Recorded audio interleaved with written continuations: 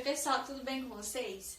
Bom, então nessa aula nós faremos a correção da nossa última atividade, que foi sobre estrangeirismo, sobre animais e sobre estações do ano. Bom, então no último exercício ele perguntou qual o motivo que você acredita que justifique o uso dos estrangeirismos. Só relembrando, estrangeirismos são aquelas palavras de outros idiomas que nós aderimos à língua portuguesa. Então, elas podem vir na sua forma original, ou seja, na forma do próprio idioma. Por exemplo, futebol, batom. Ou então, eles podem vir de uma forma mais aportuguesada, que seria o exemplo do batom, que é uma palavra em francês que acabou se tornando a palavra da língua portuguesa. Bom, então, o motivo que pode explicar o uso de estrangeirismo pode ser a própria globalização, que é esse evento, né? Esse processo que acontece no mundo todo de aproximação das culturas.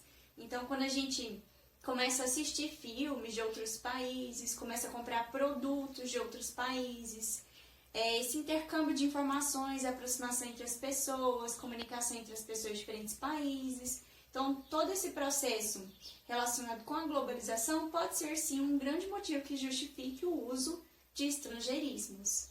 Outro motivo é para enriquecer a própria língua. Quando a gente adere, né, quando a gente traz outras palavras de outros idiomas, isso está enriquecendo o nosso próprio idioma também. Bom, então esse pode ser alguns motivos que expliquem.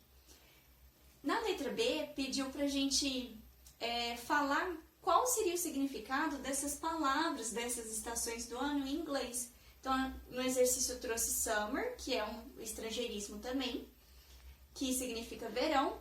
E aí, em seguida, perguntou como seria inverno em inglês. Então, inverno seria winter,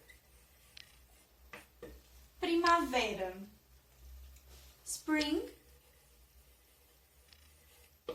e outono, autumn.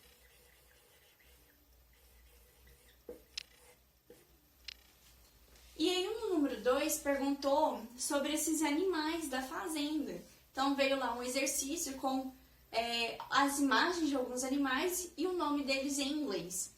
E ele perguntou sobre esses animais da fazenda. Como seria escrever esses animais em inglês? Bom, então, com o uso da internet, a gente pode pesquisar e escrever que vaca é cow, porco, pig, cabra, goat e cavalo, horse.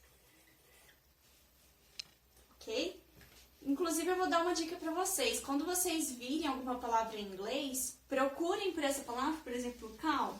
Pesquisem lá no Google imagens, cow. E aí vocês já vão assimilar que cow é vaca. Porque de acordo com as imagens que aparecer, já dá para fazer associação.